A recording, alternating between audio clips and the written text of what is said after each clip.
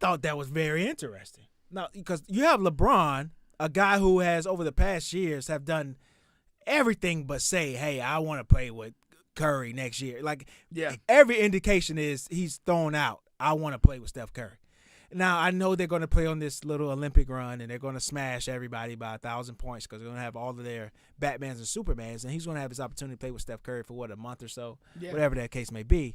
But we know what he's been talking about playing with Steph Curry in the league, okay, in the NBA. And then you just immediately turn it down? Why is that? Yeah, a lot of this doesn't make weird sense. To me. Like, so news came out, Ramona Sherman, and when you mess up a name here, you have to go really fast. Ramona Sherman. And isn't that her name? I'm pretty sure I got that wrong. Really? The pronunciation. Okay, I thought you had it, man. Well, I should have just went along with it. Yeah. All right. The other rule is if you say something confidently enough, then people assume you're right. There you go. So they reported there that the Warriors pursued LeBron at the break, and right before the trade deadline. Two things. One really quick and funny is I always thought about, if you're a GM, how many GMs dick around, And we got one dicking around story where the Philadelphia GM. Currently, this trade cycle, or this trade cycle? Okay. Yeah. About a week ago, he called the Lakers and was like, "Hey, what do you need for LeBron?" And then Bus and Jeannie and and the guy says, "Well, you give us Embiid and we'll give you." And that was like a legit conversation that they had, but and dicking around. And then the other phone just goes click. You know what I mean? And so I always thought about it. Wondered, like, I wonder how many GMs, these are guys are supposed to be ultra professional and things. I wonder how many dick around. Like, hey, will you give me Anthony Edwards for this second round pick that we have? Oh, just make ridiculous proposals. You know what I mean? Yeah, I think I don't know. It's like people though. I would think, because it's like, a lot of them like know each other, have relationships, or whatever. Oh, they're on the golf course every summer. So like, like if it's your guy, like you might just like randomly send something over stupid just to irritate him, or act like like whatever, like call his office and be like, hey, you need to call me back like now, and just hey, I've got a G League 2-way contract available for Embiid, exactly, just to waste your time. So yeah, I'm sure a lot of it is just that sort of thing. But there's also the story, or like the notion that like, why not ask? Like, because you don't know what's going on in that team, and that's what this was. And you could assume like that, these, whatever, it's 30 guys throughout the league are untouchable, and maybe they're not. Like, you're almost like a due diligence thing to call around like almost every team and, and be like, hey, what do you, what would you take for Rudy Gobert? What would you take for LeBron? What would you take for Embiid? And just find out, even though it's, the likelihood's negligible, you're still doing due diligence to weigh the market. And the funny thing is, if you think about that question, if you call up and you say, hey, what do you want for Embiid? If you have no consideration whatsoever for trading Embiid, which would be me, like, you haven't thought about what you would actually want for him. Yeah. So if you're going to, just by answering the question and initiating that process, you've psychologically considered put it in their head. something. Yeah. I've now defined a value. Because what if you say, well, I would accept, A, B, C, D, E, and the guy just says, sure. Like, where are we now? Did I just trade my best player? Like, is that what I did? No, for sure. And here, the Golden State Warriors inquired the Lakers about LeBron here. But LeBron and his camp, because I guess LeBron maybe he has a no trade clause, or maybe the Lakers just have that relationship with their best player, their best guy. It would go to him and say, hey, this team here inquired, what do you think about it? And they immediately, LeBron and his camp immediately turned it down. Hey, no, we're not going there. We're staying here. I thought that was very interesting. Now, because you have LeBron, a guy who has over the past years have done everything but say, hey, I want to play with Curry next year. Like, Yeah. every indication is he's thrown out, I want to play with Steph Curry. Now, I know they're going to play on this little Olympic run, and they're going to smash everybody by 1,000 points because they're going to have all of their Batmans and Supermans, and he's going to have his opportunity to play with Steph Curry for, a month or so, whatever that case may be. But we know what he's been talking about playing with Steph Curry in the league, okay, in the NBA. And then you just immediately turn it down? Why is that? Yeah, a lot of this doesn't weird make sense. to me. Like, why would you not, stay in the talks a little bit and see what's going on? Yeah. Like, what? Okay, if they're gonna trade for me, what's gonna go to the Lakers and what's gonna be left besides me and Steph? Yeah. Like, why not? Like, again, we just kind of talked about it from the GM's perspective of like, hey, you got to make calls and make inquiries just to see what's going on. But like, for the same token, that applies to a player too. Like, why would you not let that talk fester a little bit, see what it might look like? That doesn't make sense to me. That's not how I would handle things. Particularly, I mean, you're not in a championship setting, LeBron. You're in a shit show. Like, why not listen? And you know that. Like, LeBron knows that. Yeah. And then all of this talk about, he's in L.A. and his son is playing in L.A. and he has these ventures in L.A. It's the West Coast.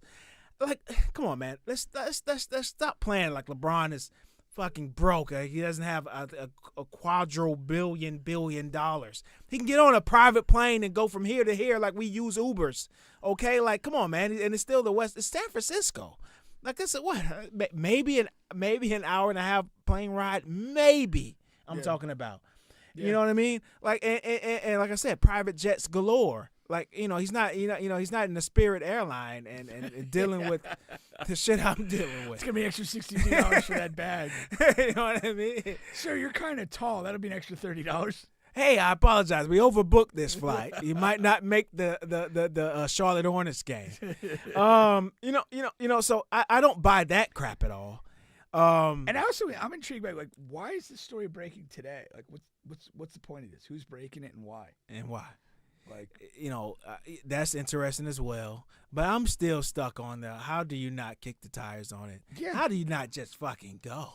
Yeah. And like the relationship with AD, maybe that's a small piece of it. I still don't understand how that's a good relationship. I mean, they won a title together. In the he bubble. engineered. It doesn't matter. It's a title. It does you matter. like winning. Stop going against the grain. You're a winner. They won. But my point is, he probably, LeBron probably engineered that entire thing. I know he did. Bring you from here to here, and you're gonna be with me, and we're gonna do this thing together. And then if he feels like if he the leaves, wrong guy. he's leaving him high and dry. I don't know, but you guys have ran your course. You've done what you've been destined to do. You only have. Come on, man. I know you're playing. I guess you're playing well for your age and all that stuff, but you don't have a long time. You have a year or two. I don't like. I mean, really. What is LeBron's mentality at this juncture? This here makes me. I have no idea. I thought I knew. Yeah. But this right here makes me say I don't fucking know. I definitely feel like the way last year unfolded, like there reached a point when he became really focused on the all-time scoring thing, and he pursued that and was aggressive in doing so. And right now, like, again, you're not really a contending team. You're kind of muddling around. Like, why? What is he getting up every day to do as an NBA player right now? Is he literally just wanting to hang on and play with Bronny? Is that like his primary motivation? And it almost might be, because he's not championship driven at this point. Because if he were, he would get the hell out of there. If not to the Warriors, somewhere else. I'm convinced if this was Bron 3, 4, 5 plus years ago, he would have been gone already. Yeah. He would have been gone in the offseason. Yeah. Guaranteed. And again, like, is there a point that he is just – and when he first went to L.A. and he didn't go with a pack of stars because AD came later, I was convinced that he did not make that move for basketball reasons, that he made that move to be in L.A. and whatever, he can do in that lane of being in L.A.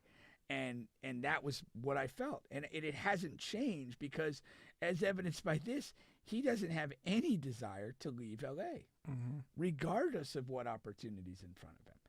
And he's going to just apparently play out these final days of his career on a mediocre, dysfunctional basketball team. Right. And he's seemingly okay with that. He is. I'm getting quite a few comments about these shades here. They are uncharacteristic. Okay. What type of comments are we getting? No, just in the chat and text messages and things like that. Yeah, I mean, what are they like? But these are my the Chiefs won the Super Bowl shades. These are my I'm having a good week shades. These are everything, man. You can't tell me nothing shades. But that's the LeBron and Steph Curry, man.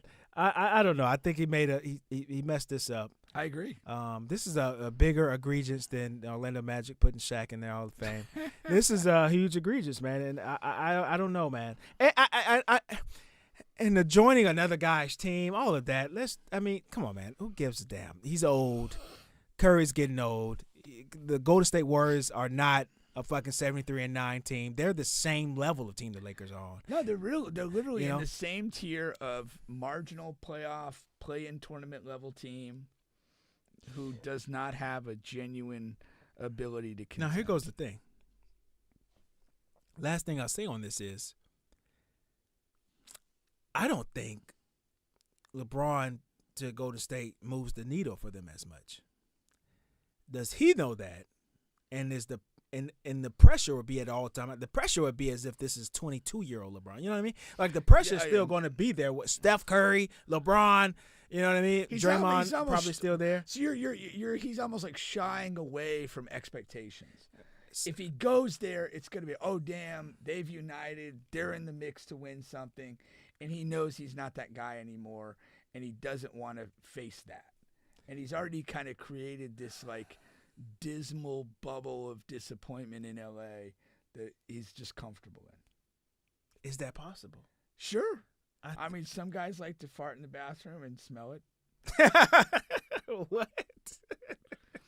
Just sitting around in your own fart, man. Just let it stew, baby. I don't think that's LeBron, man. I think it is.